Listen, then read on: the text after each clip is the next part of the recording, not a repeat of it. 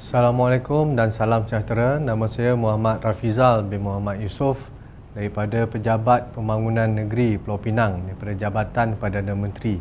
Terima kasih kepada pihak Intan yang telah menjemput saya pada sesi pembentangan kali ini untuk membentangkan tesis sarjana saya. Baik, tajuk tesis saya berbunyi Mekanisme Pengrekrutan Pekerja Asing, kajian kes perbandingan mekanisme agensi pengrekrutan dan mekanisme kerajaan dengan kerajaan ataupun yang kita panggil sebagai G2G. Pengrekrutan pekerja asing sudah pastinya akan melibatkan migrasi yang kita takrifkan sebagai satu bentuk mobiliti ruang yang berlaku, melibatkan perubahan tempat tinggal untuk suatu jangka masa. Migrasi ini sudah pastinya akan memerlukan platform untuk memudah cara perpindahan tempat asal ke tempat yang baru. Justru itu, agensi pengrekrutan dan mekanisme G2G telah dikenal pasti sebagai salah satu platform yang akan memudah cara perpindahan tersebut. Sedikit latar belakang, Malaysia merupakan tumpuan negara destinasi pekerja asing di rantau ASEAN. Berdasarkan laporan International Labour Organization ILO, sebanyak 60% populasi migrasi negara-negara ASEAN telah tertumpu ke Malaysia. Pada tahun 2015, Datuk Seri Richard Riyot Jaim, mantan Menteri Sumber Manusia, menyatakan bahawa terdapat 6.7 juta pekerja asing di Malaysia, mewakili 20% daripada penduduk asal. Kemasukan pekerja asing ini, tuan-tuan dan puan-puan, memberi impak positif dan juga impak negatif. Kemasukan pekerja asing ini memberi impak positif dan negatif kepada negara destinasi. Antara impak positif pekerja asing tersebut ialah pekerja asing mempunyai komitmen yang tinggi disebabkan keluarganya telah ditinggalkan di negara asal dan kadar upah yang lebih murah, taat, tahan lasak, berani, disiplin, sanggup bekerja dalam kategori 3D, iaitu dirty, difficult and dangerous. Manakala impak negatif yang telah dikenal pasti ialah pengangguran rakyat tempatan akan meningkat, kadar jenayah akan meningkat, ketirisan wang keluar negara juga akan terjejas dan kesihatan rakyat tempatan akan diperjudikan. Ini akan menyebabkan kesan sosio-budaya jangka masa yang panjang. Tuan-tuan dan puan-puan, Amerika Syarikat dan United Kingdom walaupun mempunyai pengalaman dalam mobiliti rentas sempadan yang luas, namun belum berjaya mewujudkan satu dasar yang holistik. Topik pengurusan migrasi justru itu sentiasa menjadi satu topik yang menarik untuk diterokai. Lambakan pekerja asing di dalam negara memberi impak ekonomi, sosial dan perundangan.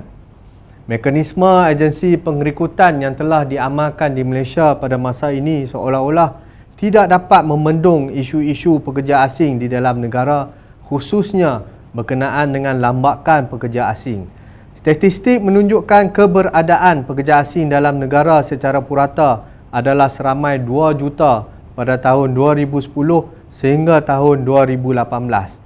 Pada tahun 2007, The Daily Star, akhbar harian Bangladesh, melaporkan bahawa ada agensi pengrekrutan yang telah membawa masuk pekerja asing yang melebihi penawaran di dalam negara destinasi dan akhirnya menyebabkan mereka-mereka ini ditinggalkan merempat di KLIA dan juga di Lembah Kilang.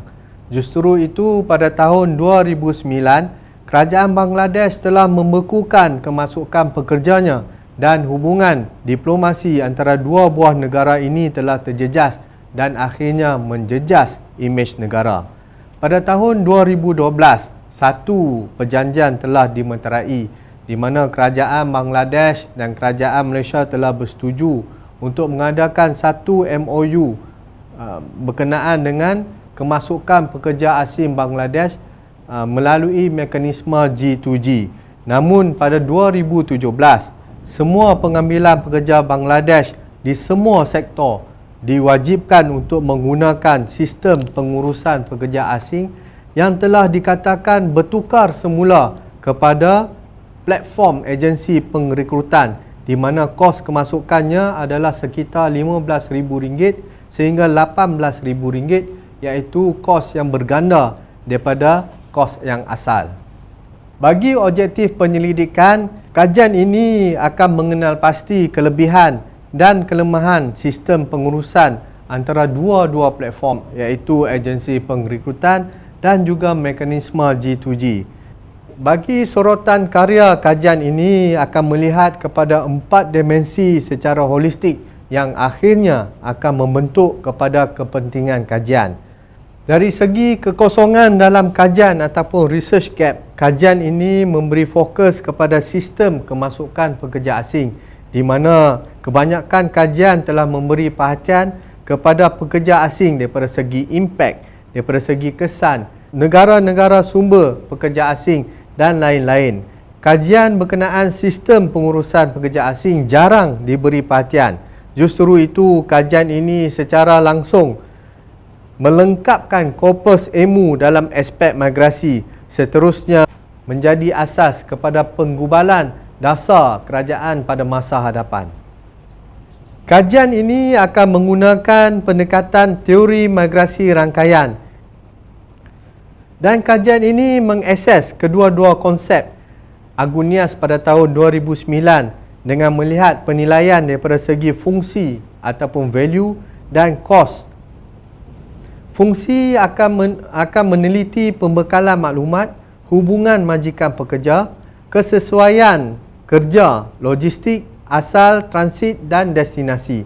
Manakala daripada sudut kos akan meneliti daripada segi charge, yuran dan juga transaksi.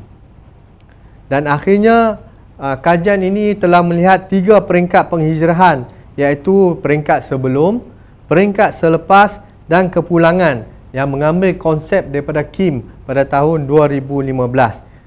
Bagi skop kajian ini hanya melihat kepada pekerja asing Bangladesh sahaja, kerana hanya pekerja asing warga Bangladesh yang mempunyai pengalaman 2 platform, iaitu kemasukan melalui agensi pengrekrutan dan juga kemasukan melalui mekanisme G2G. Dan kaedah kualitatif, iaitu metodologi dominan bagi kajian ini, pengkaji telah menjalankan in-depth interview bersama pihak kementerian-kementerian yang terlibat dan juga agensi-agensi yang berkaitan. Dan bagi kaedah kuantitatif, iaitu metodologi yang menyokong metodologi dominan melalui survey kepada 100 pekerja asing yang masuk melalui agensi pengrekrutan dan juga 100 pekerja asing yang masuk melalui mekanisme G2G. Dan rujukan-rujukan lain adalah seperti dokumen kerajaan, laporan-laporan perpustakaan, laporan surat khabar dan sebagainya. Bagi ringkasan penemuan, kajian ini telah mendapati bahawa yang pertama, dasar kerajaan telah berubah tanpa mendapat maklum balas daripada pihak-pihak yang terlibat, khususnya daripada pihak majikan dan juga daripada pihak pekerja. Jadi kajian ini telah mendapatkan input yang formal dan mendapatkan maklum balas daripada pihak-pihak yang berkenaan. Yang kedua ialah berkenaan dengan pihak kementerian dan juga pihak majikan lebih cenderung kepada mekanisme agensi pengrekrutan kerana bebanan tugas pada skala yang besar dan memudah cara aspek pengurusan dan juga komunikasi. Malah, agensi pengrekrutan ini dikatakan mempunyai akses yang lebih luas. Mereka boleh mencapai dan mencari calon-calon pekerja asing di kawasan pedalaman dan mendapatkan calon yang lebih ramai. Dan juga agensi pengrekrutan ini dikatakan lebih berpengalaman dan juga lebih cekap.